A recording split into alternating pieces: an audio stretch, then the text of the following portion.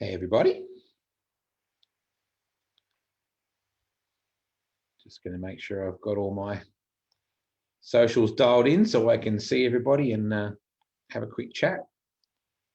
Don't forget to let me know whereabouts you are watching from. Where possible, we'll say good day. Like to Alan Clem and Ray Guns Robson, a bunch of other people as well. Happy Wednesday night, everybody. Hello to Randy Doss, Furman Tufty Jr. I hope I said that correctly. Sometimes people, I screw up pronunciations of names. It's an Australian thing. Hello, Johnny Vandello, Kim Malone, Hills Gravett, Jeremiah from Sioux Falls, South Dakota, Travis Jensen from Wasilla, Alaska. Dude, that's cool. Dennis Woodall, Colleen Lundgren. Hello to you too as well. Welcome to Wednesday Nights with Wade. Robert Uppinghouse, James Welsh, Amy Hines from Marshall, Missouri as well. If this is your first time on Wednesday Nights with Wade or you regularly tune in, really appreciate your company. Hello to Brock Thor, Jacob Frew, Becky Sennett is from Ankeny in Iowa. Well, guess what? We're going to Ankeny tonight, so hold on tight.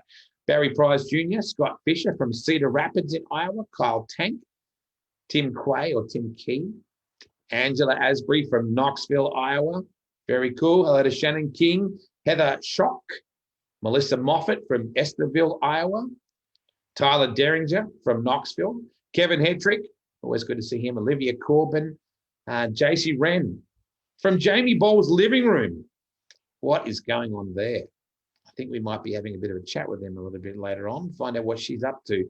So tonight we're going to be chatting with Matt Johnson and Jamie Ball from White Lightning Motorsports. Hello to Riley Nordquist from Mitchell in South Dakota. Wherever you might be watching, whether it's throughout America, even in New Zealand, Australia, the UK, we've had all sorts of different places. Deb Meyer from Monticello in Minnesota.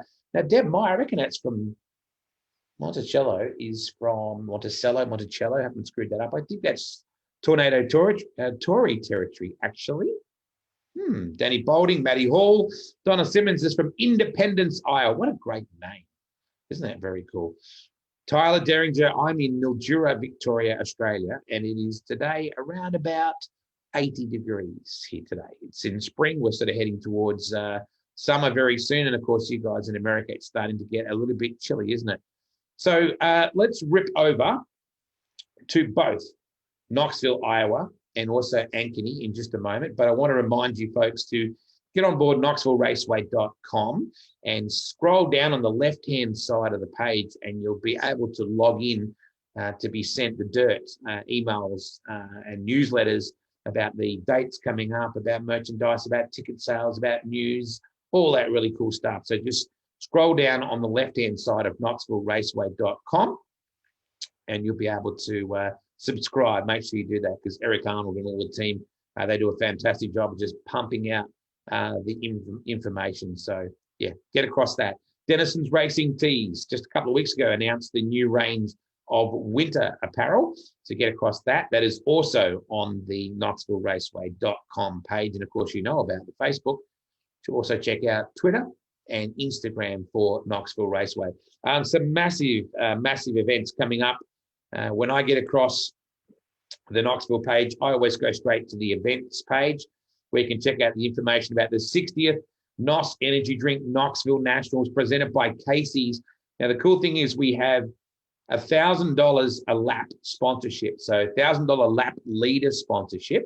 So it's feasible that someone, if they led every lap of the 60th Knoxville Nationals, the NOS Energy Drink Knoxville Nationals, presented by Casey's in 2021, they could win $200,000. So that would be seriously cool. There's also the 31st annual My Place Hotels 360 Knoxville Nationals presented by Great Southern Bank.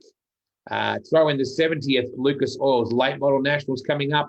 The second annual Brandt Professional Agriculture Corn Belt Nationals is coming up. Plus, of course, in June, we always look forward to the Brownells Capitani Classic presented by the Great Southern Bank. The Outlaws Big Gun Bash comes up in June, of course, as well. The Capitani Classic in August 11 to 14. for the Nationals. So much going on. Whew, lots going on. All right, so let's get to find out where these boys are. Now, they're in the waiting room. I've just got to find where I admit them to. And hopefully, somewhere in here, I'm going to find Matt, who's suddenly on his side. I don't know how he's managed to achieve that. Am I sideways? Yeah, for somehow you've managed to get yourself sideways, which is interesting. Try to fix that. Some would say it's appropriate, Jamie Ball, that Matt's already upside down, mate. I know that you wouldn't do that kind of thing, would you, mate? Never. What's he done? What's happened? He was fine before he went to air, and then suddenly... I didn't move anything. There's probably going to be You're a few sideways people. too. It's probably going to be a few people All right, upside let me down fix this. tonight, I would think. Yeah, get that sorted, would you? In the meantime, I'll talk to Jamie because Jamie's just chilling. Look how relaxed he is. He's like just. Have you got it sorted, Matt? Did I do? I don't yet. And now, of course, now that you've done that, Here, hold on. we spent so much time, Jamie, getting his living room sorted so that it all looked good with his sponsors all placed, and he's gone upside down before we even got started. Amazing. We're giving that sideways logo product placement. Yeah, yeah. So JC Ren is saying yes, it's straight now. Who's this JC chick, mate? Is anyone I need to know, JC? You know, Jamie, any idea who that woman is? That would be my better half, my fiance from Texas, but now a resident of Knoxville, Iowa. Wow. So from Texas to Iowa, that's a fairly big cultural change. Yeah, she's not very thrilled when I tell her to come look out the window in the morning and it snowed in October. Yeah. How did you guys meet? I actually met her parents at the Devil's Bowl Speedway in Mesquite, Texas. There you go. There you go. I always remember the announcer at the Devil's Bowl saying, if this doesn't turn you on, you've got no blood. Amazing character. Hey, Matt, good job, mate. Welcome to Wednesday Nights with Wade. It only took you a couple extra minutes. I don't know why I did that. I don't know. Oh, now JC's saying she was at a rodeo. So you met her parents at the Raceway, but she was at a rodeo. Is that how I worked that out? Yeah, we joked that it was kind of her mom set us up pretty much. She wouldn't quit talking about her to me all weekend and about how I needed to meet her, and the rest is history. Wow. So they were basically doing an arranged wedding kind of situation, Jamie. For the most part. So far, COVID's given her an extra year to change her mind. We were supposed to get married here in 10 days, but COVID put a stop to that. Okay, so what's the plan now? Postponed for a year for now until the world can hopefully work itself out. We're doing a destination wedding. Okay, all right, cool. So in Australia, of course. Unfortunately, no, not Australia. We're going to get married in the Cayman Islands. Oh, as you do. Beautiful. So now that Matt has is it your living room or is it your study? Like what room are we in, Matt? This is the office. Oh, okay. So, and, like I told you guys earlier, how the closet was packed. This whole place was packed about 2 hours ago. So yeah, it was a quick and done. Just before we got started, before he was literally like this, Jamie, he was like dusting off like, pictures and stuff. JC is saying that the honeymoon is now in Australia, Jamie. Did you know that? So you're now having your honeymoon in Australia. That's what wifey says. Oh, that would work for me. We have really good friends with Harley White and Ben Butcher, so I'm sure they could give us a pretty good tour of the island. Matt, who was that we just saw roll through the house just then? I'm pretty sure I saw a dog go through. That was one of my German Shepherds. One of your German Shepherds. How many do you have, Matt? I have another one down here that's sleeping. Oh, come here. I didn't even see. Oh, hello. He was sleeping down there. This one's Barkley. Niles Barkley. Radio. Yep. Yep. So we got Barkley, Knox, and then we have Ash. Ash is our blue heeler that actually became famous this year when he did a lap around Knoxville with the sprint cars. Aha, there you go. Yes, he did become famous. You're dead right. Exactly. Let's show me around your office right now. And Matt, let's be honest. I asked you, where was that photo of Steve Kinzer taken? And you actually had no idea. Correct. Do you want to get, is it like fixed to the wall or is it just leaning against the bookcase? It's leaning up against the very top of it. So grab it and let's have a closer look because it is the king and we need to pay homage. We can do that. I didn't want to show you calves on the show. That was not the reason for that. Yeah. Don't show my leg. How good is that? So good. Can anybody tell me where that photo is taken? Let's just see if anybody can just chime in. Do you reckon you know, Jamie? If you do, don't say it. It's a guardrail fence, obviously. Can anybody tell me? Look how small the front wing is on that thing, how narrow that front wing is, Jamie. If I were going to guess, I'd think Williams Grove. Yeah, I was thinking the Grove maybe as well. So if anybody thinks they know. Now, Jamie, you had something to do with that picture and why Matt has that, right? Correct. Every year so far that I've raced sprint cars, we have a fundraiser in March. Just we gather a whole bunch of cool items and have an auction and a dinner, and just kind of a way to help celebrate the kickoff of the new year, as well as for people to be able to kind of help support us a little bit when they maybe didn't have enough money to be a sponsor, but they could donate a little bit of money and then get something in return. Every little bit helps, Jamie. I think that people tend to go into these things thinking, hey, I need a $50,000 sponsor and that's all I'll accept. But the reality is that little fish are sweet. Little sponsors here or there, a tire here, a bit of gas here, pay for your pit credentials, that sort of stuff. It all adds up.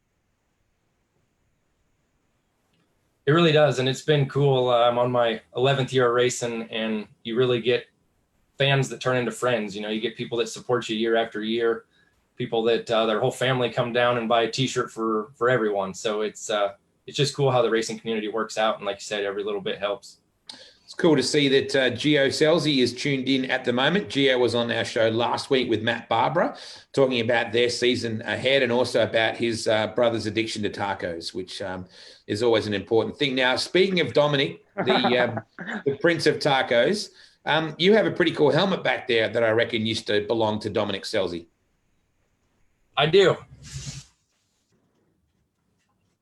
It's from 2014 when he was sponsored by Enforcer clothing line, and Dom's a pretty good friend of mine and gave it to me for Christmas through JC, and it was a funny deal. He sent it, and it ended up getting lost and shipped back, and it was kind of missing for a couple months. One of their employees put it on a shelf and nobody had a clue where it was. So it was a late present, but definitely a good addition to my collection. I think it's kind of appropriate that it sat on a shelf and had no idea where it was. It's probably quite similar to the bloke that had his head inside it before he gave it to you. Look at your incredible helmet collection there, Matt. There's just an array of helmets behind you there, mate. There's like one. Just one helmet. And is that yours or is it a collector item? No, that's mine. Jamie sent me his get up earlier, how he had all this stuff behind him. So I brought my one helmet out. Good work.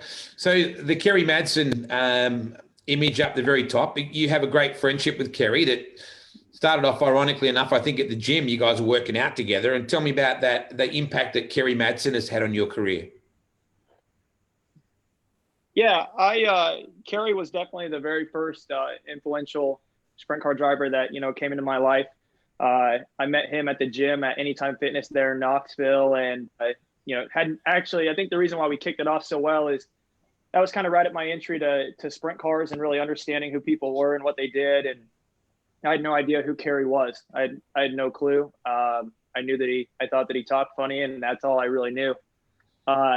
And come to find out who he was, and he found out I was racing outlaw karts at the time, and I didn't have the best equipment, so Kerry hooked me up with a helmet, and Ian actually hooked me up with a race suit, and they really helped me get going and made sure I was safe when they found out and became friends with me and found out what I was doing.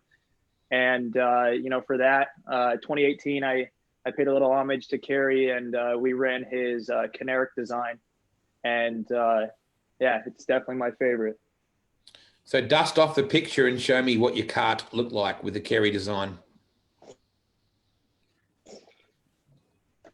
I had to dust it off earlier because we had to pull it out of the closet, but if I can get the glare right there.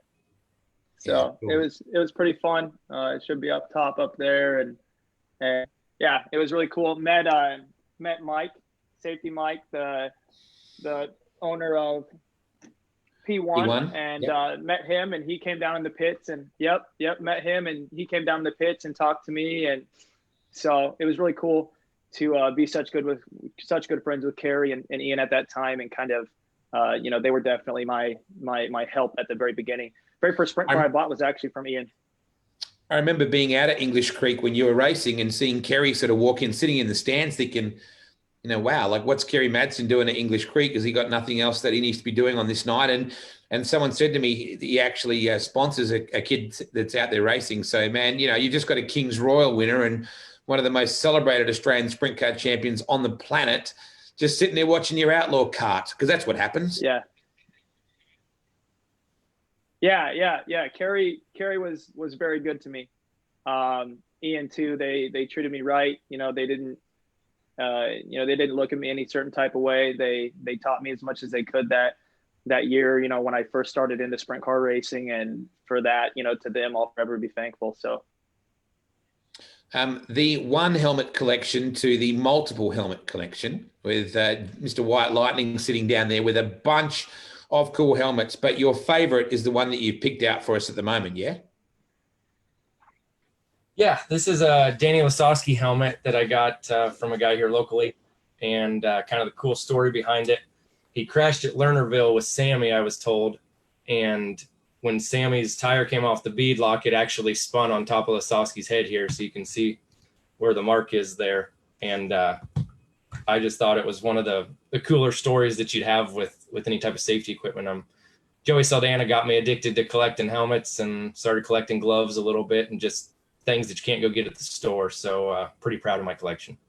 And one thing that I really do love in the background as well, mate, is you've got a magnificent Studio 92 photography picture as well, taken with the 4 wide at a really pivotal moment in the history of the venue, which honouring, a truly great fallen hero for us as well. Robin Richardson, she takes beautiful photos. Tell me about the image behind you, the 4 wide.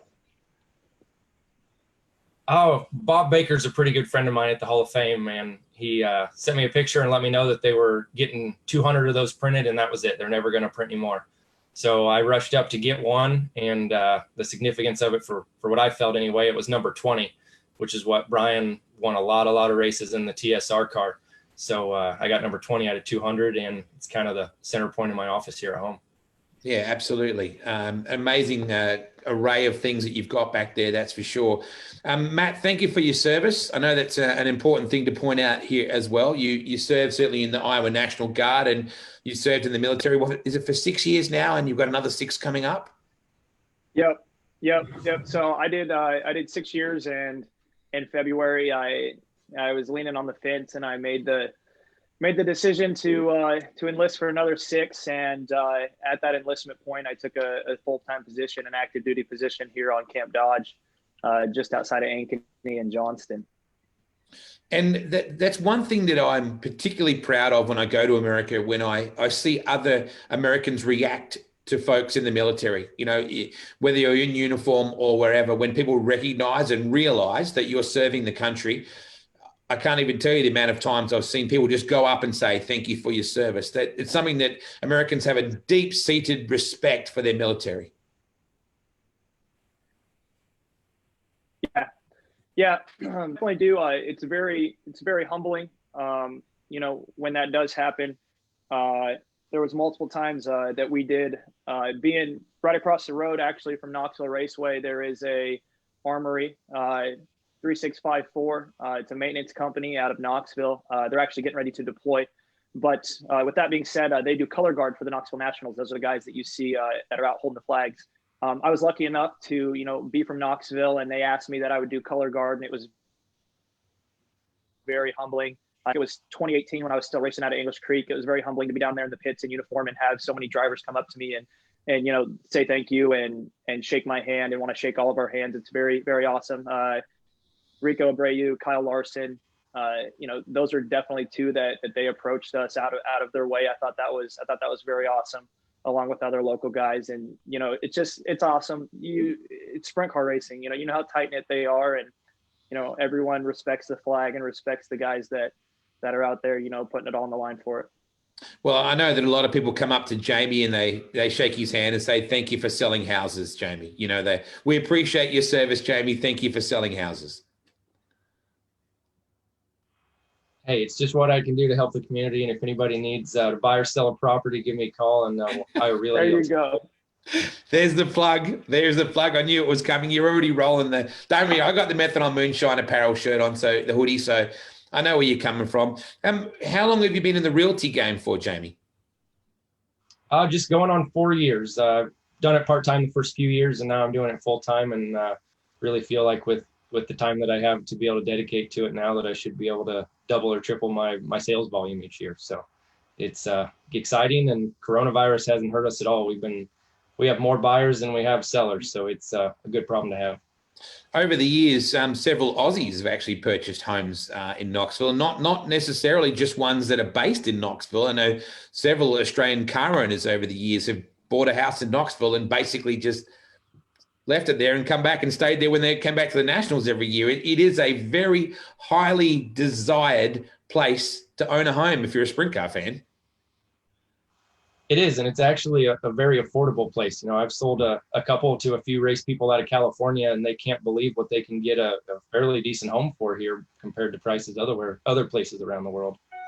It's an incredible community, Jamie. I mean, the Raceway is one thing, but the people in that community, in that city, that's what's purely phenomenal, is the friendliness and the general nature of people in that city. Absolutely. I've grown up here since I was 5 years old, and I've never lived outside of Knoxville. Even when I went to college, I still resided here, and I just love this town, and I love being here on Saturdays. And like you said, the people are great. One of my favorite things is that at Nationals, everybody's parking cars, cooking out, camping people in their yards, parking at the Celebrate Church or O'Reilly's or Hy-Vee across the street, and it's just everybody really comes together.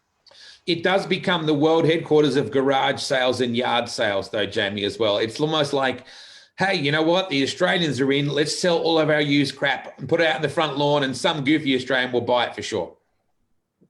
Well, everything's just so much cheaper here. It's cheaper crap. Absolutely. Tell me about your respective seasons, Matt. How was your season with the Pace Performance Pro Sprints this year? It was by our standards, it was pretty good. Last year it was my entry into the sport, into this sprint car racing, and it was pretty rough. It was very much a learning experience, trying to figure everything out, figure out how the sprint car worked. It's no matter what people say, it's definitely different than outlaw karting. Driving the car in general, I kind of came into it thinking the opposite of that. But yeah, this year was great. Jamie and his team, his dad, and all those guys, they took me under the wing this year. And Jamie actually took time, multiple days out of his schedule to completely walk me through a sprint car and how completely tear it apart and put it back together. And for that, I was really thankful. It gave me a really, gave me a lot of respect for what they do, and a lot of respect for a lot of other sprint car drivers, and that really made us, to my standards, successful this year. Jamie, where did your love of sprint car racing come from? Is that just because you grew up as a kid in Knoxville, that's what you're going to do? You're going to play baseball or volleyball with Coach Yu, or you're going to race sprint cars? Oh, it came from living in Knoxville for sure, but my dad started racing sprint cars here in '98, and up until I went on the national tour a couple of years ago, I don't think I've missed a Saturday night at Knoxville since. Yeah, no, that was with the ASCS that you toured with? Correct. We did the full season in 2018 and then partial season in 2019. And how was that, mate? Was it brutal or was it manageable? I deemed myself a big track guy, so all the short tracks, it was pretty brutal. I didn't have near quite the success that I was wanting, but it was cool to travel the country and, just meet a lot of different people and see the world. And I definitely became a better racer. I feel I became more aggressive and, with the ASCS format, with the passing points, you just got to go every lap. So I feel it's definitely helped me at Knoxville of just going when I need to go. And running 360s and 410s, I mean, apart from the obvious 50 cubic inch in motor capacity, what are the fundamental differences of running those cars, particularly at a place like Knoxville where you have so much wing speed and that is a big flowing place? I found the 410 to be easy by myself and tough in traffic. Like you said, with the wing speed, it made things a lot, you had to react quicker. And then the level of competition in the 410 class, if you're off just a tick, you're 30th, quick in qualifying. And there's really no catching up with those guys. So really, I found the level of competition probably to be absolutely the hardest. It's a place meant for you. It's home. And you and Ankeny, Matt, it's not too far from there. I know so your dog's just checking out some light reading there back behind you, just maybe picking out something to read later on to you, perhaps later on. Whenever I drive down that main street and I see that big flag and I see the bleachers and those big tower lights, it just gives me goosebumps even thinking about it, let alone doing that. Is it still like you for you guys, or is it like, oh yeah, there's the Raceway? It's definitely, it's definitely like that. After racing last year and then, coming back and doing it this year, I've only done it for 2 years, but it doesn't change for me. Getting to the track, pulling into the track, pulling the car out, getting in the car, starting the car up, warming up the motor. It's all the same feelings. And, 2 years in and I'm sitting in staging and I'm ready, but, you have all those nerves until that moment where, you push off and you fire your car and they all kind of just go away. And Matt too, I mean, you serve in the military. You're not a business owner. You're not someone that has this, I don't imagine, an enormous cash flow like Jamie, who's a real estate mogul. So the pro sprints for you, obviously, is an affordable, cost-effective and manageable racing program for you. Yeah, it definitely is. It makes it really easy being a crate motor. You don't have to do a bunch of minutes. You just pulled in, we, do what we need to do and, get the car ready, watch the car, maintenance the car, and we're ready for the next week. So it definitely makes it very easy for guys that, still want to be in the sport, want to be part of the sport and, just don't have all of the time that, they need to put in it, and, to be able to do that 360, 410 stuff. There's definitely a big jump there in time that you would need to put in outside of a crate.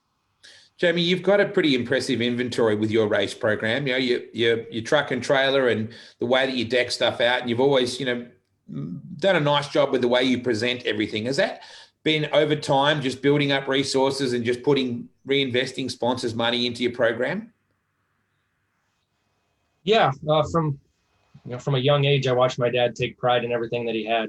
When he first started, he didn't have a whole lot of equipment, but he treated it like it was, a huge program. He watched Sammy Swindell a lot and saw how Sammy kept everything polished and tip-top shape and just a good professional image at all times. So I've really learned that from my dad. And then I've been fortunate that with him and his business partner that they were great to me. And they've given me everything that I've ever needed to excel in the sport. And, we have a lot of equipment, but we work really hard too. And I'm just grateful for everything that I've been given and extremely blessed. You had a year where you turned out a trick-looking car. I was very excited. You had the old Ka-Chow running with the Lightning McQueen livery, and the whole thing was, you made a big effort to present that. The kids loved it, and it was it was snake eyes at both 360 and 410 Nationals, wasn't it? Unfortunately. I'm just happy to be here living to talk about it. It was a hell of a week, to say the least. I could barely walk by the end of the week, and my head hurt, our pocketbook hurt, and the cars were all in dismay. So it was unfortunate. The car sure turned out good, and it made for good apparel, and the kids sure loved it. That was Why a is Matt bad car. laughing so much? You notice how Matt was literally holding his chest as he was laughing, and we were talking about the misfortune of one of his friends. Matt, why is that so amusing to you? Because we just talk all the time about how bad that car was to Jamie. That is a bad car. Jamie, I've got to say, there's a guy watching at the moment from Collie in Western Australia. His name is Callum Williamson, and Callum won the A main at the Perth Motorplex last Saturday night. That's on Dirt Vision, so you guys would get to see the racing from the Perth Motorplex. So just want to say good job to Callum, picked up the opening night win, and he gets married the second round of the series in 2 weeks' time, but he's getting married instead. Now, Jamie, that's commitment. The 21st. When we decided on a wedding date, I told her it could be any time, just not between March and November. Yes, all about priorities, isn't it? Absolutely. Fellas, it's a particularly tough time right across the planet on people, not only financially, but, mentally, emotionally, all those sort of things. And it probably means that what we're going to talk about right now is probably even more relevant than it ever been. Can you please explain what Best Ever Christmas is and how you guys came to be part of it and why it's so special to you both?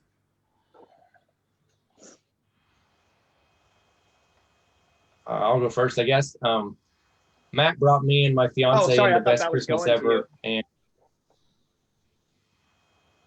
you're right, mate. So go ahead, Jamie. It was one of the best things that Matt ever brought us into. It was truly life-changing. Best Christmas Ever is a 501c3 nonprofit based out of Minnesota, and we were able to bring a family in Colfax, Iowa last year the Best Christmas Ever. It's about helping families that have fallen on tough times at no fault of their own. So it's not based on bad decision making or bad planning. It's bad on just straight up misfortune. And we chose the Warwick family, and their 17-year-old kid, the first day of junior high, found out he had leukemia. And it was right after their grandpa died as well. And from what we heard, they were just one of the best families there in Colfax that were willing to help anybody. They were firefighters and EMTs, and they were just out for the good of people. So we chose them, and it ended up being one of the most rewarding experiences ever. And we're going to do it again this year. So Matt, why is this so important to you, mate? Why is this such a special concept to you? It just, when I first learned about what Best Christmas Ever was, it just, it touched my heart. It really did. And that is the most I can really say about that. It really touched me for some reason. And, especially now, with everything that's going on in the world right now with, COVID-19 and stuff like that, now's the time to bless others. I'm lucky enough to have a full-time job. Jamie's lucky enough to have a full-time job. We both have roofs over our heads. We both own homes. We have vehicles. We have dogs. We have, we have a good life, by standards, and that's not the same for everyone. And, my belief is, and my faith is, if you, if you have enough, I think you should be able to give back. And, bringing Best Christmas Ever to Iowa, was my part in doing that. How do people support Best Christmas Ever? Is it a thing that the public supports in providing donations and things like that? Like, how do you get the resources? Where do they come from to help a family? Yeah, definitely. We 100%, we rely on others to help us. The way that it all works is, right now we're in the nomination phase. You can nominate a family in this local area. If you're watching this and you're in Iowa, you can nominate a local family. If you go to bestchristmasever.org, you can find the nomination tab. They can nominate a family there. The next step after that is raising funds. And what we do is we have a Kindful account. And what that does is you can click a link. We have a Facebook page. It's called Best Christmas Ever Iowa. You can find that on Facebook. All of our links are there. People can make donations through our Kindful account, and 100% of those funds go directly to the family that we're going to support. So what we do with the funds out of that account is we help them with one life-changing gift. So we raised last year. We raised over $5,000, and the family that we chose had never been on a vacation together. And actually, fun fact, they're on vacation. They're on their vacation right now that wow. Best Christmas Ever funded. So they're at, I can't remember where they went, but I know that they're at the ocean. They're all spending time together, the entire family. So that's what happens with that money that we raise. And then on top of that, what we do is we worked with Bob Baker at the Sprint Car Hall of Fame. Yep. And Bob's been very great to us. We put a tree up in the National Sprint Car Hall of Fame. Cool. And we put the nominator, the person, the family that we select, the nominator gives us gifts for the family members, what they think that they would want. And we put all those gifts on a tree, and locals or anyone that wants to come in, they come in and they grab off the tree, and then they go get that gift. They bring it back and they put it under the tree. Wow. So it's, you know, it's definitely 100% reliant on others. We did not struggle last year at all. We were very blessed, you know, with having the community in Knoxville that we had. We raised the money that we wanted to raise, and we provided this family with over 100 gifts. Wow. And it was phenomenal. In the small town of Knoxville and in the big sprint car community, we were able to go above and beyond for this family. And we're hoping that we can do that, you know, ×2 this year. Yeah. That's so when does the nomination process close? That's coming up soon that you close that off, isn't it? Yes. I want to say that the nomination, the last time I looked, it was around 16 days. I can't give you an exact date. It's towards the end of November. And then, myself, Jamie, Taryn, and I, along with JC, we'll all get together and we'll read through our nominations. So far in Iowa, we have, I think it was 16 nominations. We'll have to go back to Jamie on that. I told him. So that was a lot more nominations than we had last year, and it's not even over yet. So we'll go through and we'll read all the stories. And, you know, one of them will touch us like it did last year. Yeah. And, you know, we'll select that family. And then the best part of it all is we'll all sit down together and we'll call that nominator, and we'll let them know that I'm getting goosebumps just thinking about it. Wow. You know, we'll call that nominator. We'll let them know that Best Christmas Ever selected their family, and then we'll work with them for the next month up until a couple of days before Christmas. I screwed up saying best ever Christmas, but it is so clear to me when I can almost hear a little kid going, "It's the best Christmas ever." It's like, it's such a great, isn't it? You can literally hear kids saying. Yes. Yeah, it was phenomenal last year. We showed up, like Jamie said, they were firefighters and EMTs. I got a hold of the local fire department and police chief of police. Sorry, I got a hold of them, and we all met at the Colfax Fire Department. Nice. And they gave us around 20 emergency vehicles, and we paraded to their house with the lights and the sirens. And there was around 50. I mean, Jamie, there had to be around 50 people that showed up, and just, I mean, they just carried gifts in the house. And there was a news crew there. We were on Good Morning Iowa. We were on KCCI, and it was awesome. And, you know, we pride ourselves in not doing this. You know, we don't do this for ourselves. We don't do this to promote ourselves. 100% we do this for that family. And you know, the reason that we promote it so hard and promote, you know, through ourselves so hard is because we need help. You know, to bless a family, you know, it doesn't just come from Jamie's family and from my family. You know, it comes from we had over 70 donations last year. You know, it comes from the 70 families that physically and, you know, with money, you know, they helped us. You know, with their income, and, you know, it comes on all of the hearts of others. And notice that JC's just put the link up as well. So if you want to check that out, the bcemovement.org/nominate a family. So get across that. Jamie, we're very lucky, mate. We get to live a life of sprint car racing, race around in circles. We get to hang out with great people, and sometimes it gets a bit stressed. But the reality is the pure beauty of our sport, Jamie, is the people. Steel and wheels are cool, but it's not what drives our sport. The people that drive our sport are our crew, our officials, our family, our promoters, our photographers, our announcers, our pit folk. You know, they are the people that make our sport what it is. For sure. And like Matt was saying, where we had to get donations and things, some of the greatest parts were some of our biggest donators were sprint car fans that did not reside in Iowa. Keith O'Phil out from California donated a good chunk of money. Dylan Peterson that used to race up in Sioux Falls and down here at Knoxville, we were $750 short. And on the last day, he made a $750 donation to complete our goal. So like you said, the racing community doesn't just have to be local. All across the world is nothing short of amazing of supporting each other in all of our efforts. It's very easy, boys, to get distracted by the noise, distracted by the negativity, the everyone's more fired up than they've ever been about all sorts of things, not just this week, but in general. It's very easy not to focus on the most important thing. We need to just see the good in people and see the good in moments. And if we focus on that, it's like literally with a camera. It's like if you drive your race car in at that cushion, you hit that hole and you know it's there every time, you're going to crash. You're going to hit that hole. If we just focus on where we need to go, helping people, you reap what you sow, boys. I couldn't agree more. And definitely. Go for it. Go, Matt. Yeah, definitely. You do reap what you sow, and that was one thing I wanted to say right here is, both of us, but along with everyone else that races sprint cars, whether it's there in Australia, whether it's here in Knoxville, Iowa, or small town tracks anywhere else.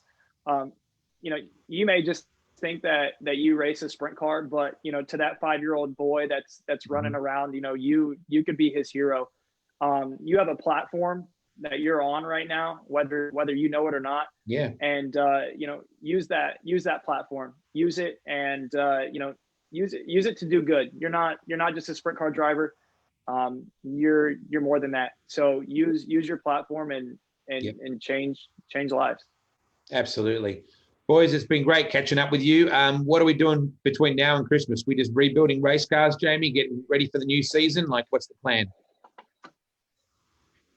Mainly at the moment, I'm taking care of animals. I moved from the city and have quite the ranch going now with horses, goats, dogs, chickens, and now a cat. So keeping pretty busy here, getting ready for winter, and then just kind of spending a lot of time with family and just appreciating everything that I have. Well, I know that coming up later this month is Thanksgiving, which is I wish in Australia, I wish we had Thanksgiving, because I think that is actually my favorite.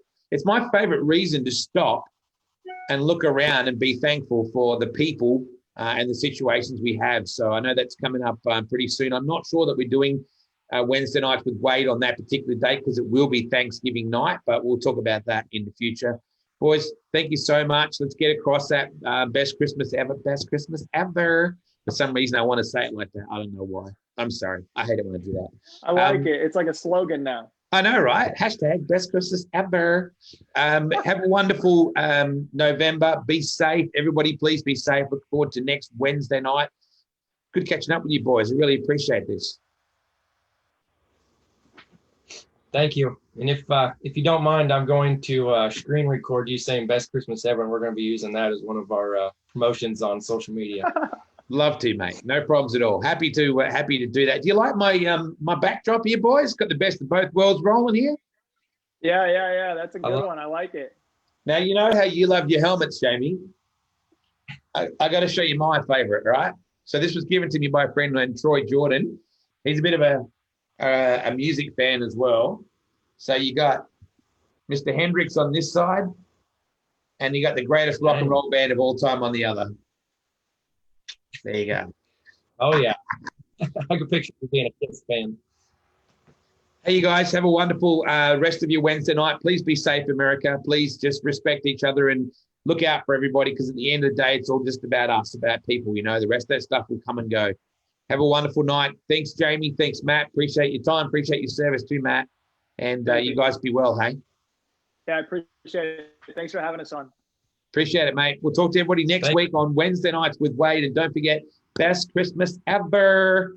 Get across it and nominate a family. You still have a bit of time in which to do that. And can't wait to see Jamie and JC on their honeymoon in Australia next year. Looking forward to that.